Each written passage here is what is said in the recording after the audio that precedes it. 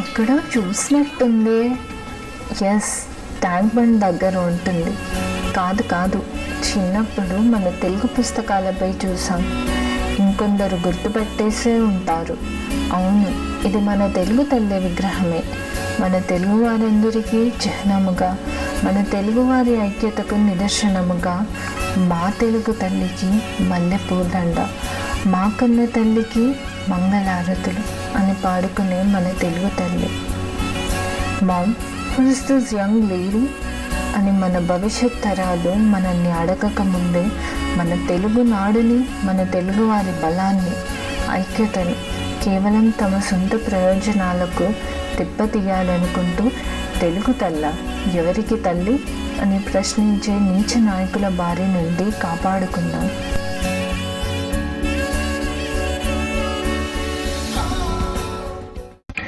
నలభై 48 గంటల తెలంగాణ బంద్ ప్రశాంతంగా మొదలైంది. అర్ధరాత్రి నుంచి ఎక్కడికక్కడ బస్సులు నిలిచిపోయాయి. ఉస్మానియా యూనివర్సిటీలో నిన్న ఆత్మార్పణం చేసిన విద్యార్థి వేణుగోపాల్ రెడ్డి డెడ్ బాడీ ఇంకా అక్కడే ఉంది. యూనివర్సిటీలో తీవ్ర ఉద్రిక్త పరిస్థితి ఏర్పడడంతో భారీగా పోలీసు బందోబస్తు ఏర్పాటు చేశారు. సీమాంధ్ర రణరంగంగా మారుతోంది. బాబు మాత్రం గోడ మీద పిల్లి వాటాన్ని ప్రదర్శిస్తున్నారు. ఈ సమస్యను జటిలం చేసిన కాంగ్రెస్ పార్టీ పరిష్కారం చేయకుండా నన్ను చెప్పని మేము అడగడానికి ఏమాత్రం మీకు న్యాయం చెప్పాలి. సభ మీద ఇంట్రెస్ట్ లేదు, సభ ఆధారం లేదు, ఇన్ని కజ్జాలు పెట్టుకోవాలని సభా సమయాన్ని మొత్తం కూడా వాళ్ళ దగ్గర సరుకు లేక ఎవరు మాట్లాడితే నాకే పోస్ట్ పారేస్తుంది. అయితే ఇదేమీ పట్టని అధికారులు మాత్రం ఎంచక్క కునుపాట్లు పడుతూ సీఎం ప్రసంగాన్ని గాలి కొదిలేశారు. The first question my son asked is, do we have a school tomorrow or not? For God's sake, for heaven's sake, please announce immediately. నేడు తెలంగాణ, మరి రేపు యూసీఆర్ని నిన్న ఉదయం అరెస్ట్ చేసిన పోలీసులు అతని ఆరోగ్య పరిస్థితి క్షీణించడంతో మలక్పేట్లోని యశోద సూపర్ స్పెషాలిటీ హాస్పిటల్లో చేర్చారు.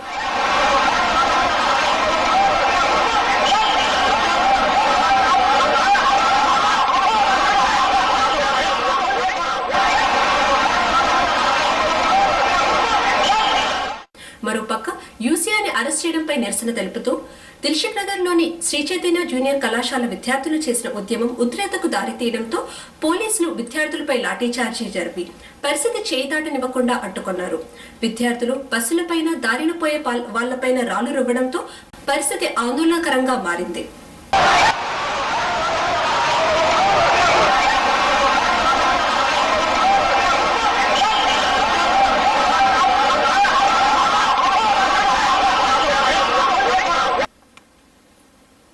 కొడుకులు ఉరుకుతున్నారేమ్రా, చెప్పలే పోలీసు గారు వచ్చి కొడుతున్నా కదలొద్దని.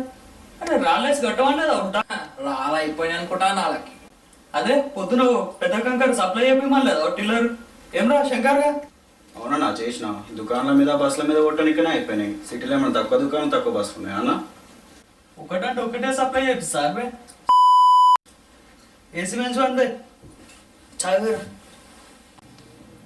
అరే అన్న వర్షాన్ని కానీ స్టూడెంట్ దాన్ని పిలిపించి మీటింగ్ పెట్టిన అంతరిక్షాల ఇలా కొంచెం లోరీ చేసి గవర్నమెంట్ పరిశాన్ చేసిన. రేపు నువ్వు ఏం చేయాలని చెప్తే పొరగాలకు అందరికి ఎక్క చేస్తా. అట్లానే నా తెలిసిన లాయర్ ఉన్నాడు ఇంటి దగ్గర, శంకర్ గారు తెలిసిన ఇద్దరు 3 పొలిటికల్ లీడర్లు ఉన్నారు. వాళ్ళందరికీ చెప్పి పెడతా. మరి ఏం చేయమంటావు సార్ చెప్పు. దొరికిరా అందరూ మంచిది. లాయర్ గారిని వాళ్ళ అసిస్టెంట్లతో వచ్చి హైకోర్టు ముందర టెంట్ వేయమని, అట్లనే లీడర్ వాళ్ళని ఎమ్మెల్యే కానీ పోమని, జర లొల్లిగిల్లు చేయమని, సపోర్ట్ ఇవ్వమని, అది ఇవ్వమని. ఇట్లా మంచిగా మందు పోయి బిర్యానీ తినబెట్టు, ఏమంటే అది ఇస్తామని చెప్పు.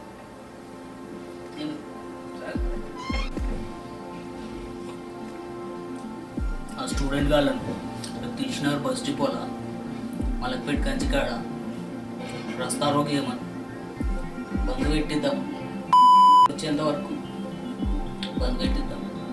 చూద్దాం ఏమైతే ఉంటాం అనుకుంటురా. కొడుకులు దిగి రావాలి.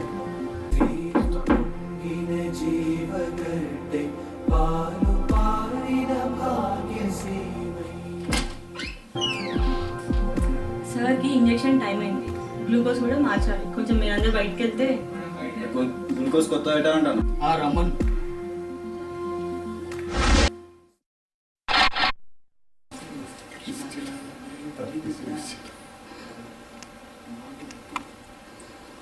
ఎవడండి వీడు నా ప్రాణానికి? ఇప్పటికే తెలియని పనులతో చస్తూ ఉంటే వచ్చిన దగ్గర నుండి ఏదో ఒక గోల. నేను సీఎం అవుతా అని నా కుర్చీకే ఎసరు పెట్టడానికి రాగానే ఆ ఏదో గోల. మొన్ననే వరదలు వచ్చి మూసి అంతా కొట్టుకుపోయింది. ఇప్పుడేమో వీడి గోల. వణికిపోతుంది ఈ రాష్ట్రం. ఈ రాష్ట్రానికి పట్టిన శని నువ్వని ఇంకా అర్థమైతలేదు. దయచేసి ఇప్పుడన్నా చెప్పేది వింటారా? అసెంబ్లీలో ఎలాగో నిద్రపోతారు, హాస్పిటల్లో నిరాహార దీక్ష ఏంటి? మోడర్నా? వానికి ఏం కావాలో ఇచ్చేస్తే అయిపోతుందిగా.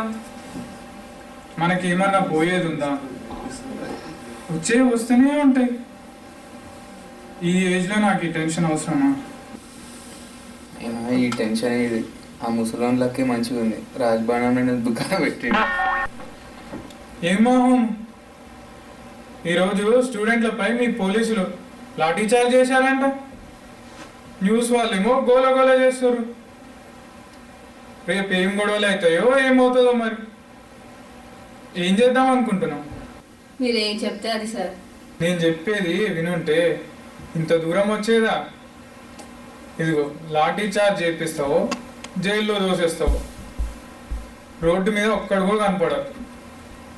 అర్థమైందా? మళ్ళా నోరెత్తకుండా చేయి ఒక్కొక్కరిది.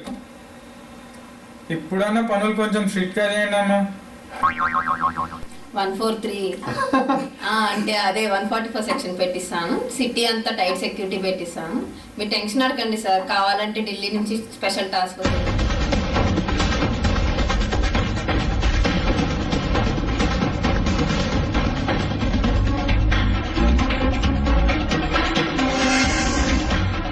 నిన్న ఉద్యమకారులు జరిపిన రాస్తారోకు కారణంగా దిల్షుక్ నగర్ లో చాలా పెద్ద ట్రాఫిక్ జామ్ అయింది.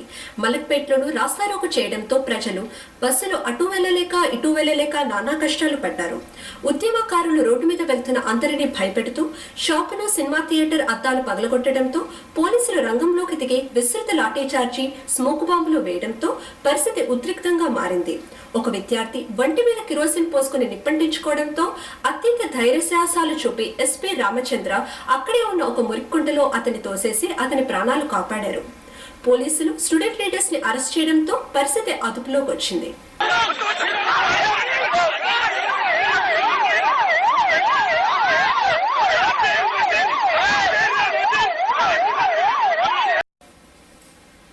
యశోద హాస్పిటల్లో చికిత్స పొందుతున్న యూసీఆర్ గారి ఆరోగ్య పరిస్థితి రోజు రోజుకి దిగజారిపోతుంది. దీనిపై డాక్టర్లు ఏమంటున్నారో హాస్పిటల్ నుండి అడిగి తెలుసుకుందాం. యూసీఆర్ గారి ఆరోగ్య పరిస్థితి క్షీణిస్తుంది. మరో వారం అంటే 3 గంటల్లో ఘన ఆహారం తీసుకోకపోతే అతని ప్రాణానికే ప్రమాదకరం. 3 గంటల్లో ఘన ఆహారం తీసుకోకపోతే అతని ప్రాణానికే ప్రమాదకరం. 3 గంటల్లో ఘన ఆహారం తీసుకోకపోతే అతని ప్రాణానికే ప్రమాదకరం. ఎట్టి పరిస్థితుల్లోనూ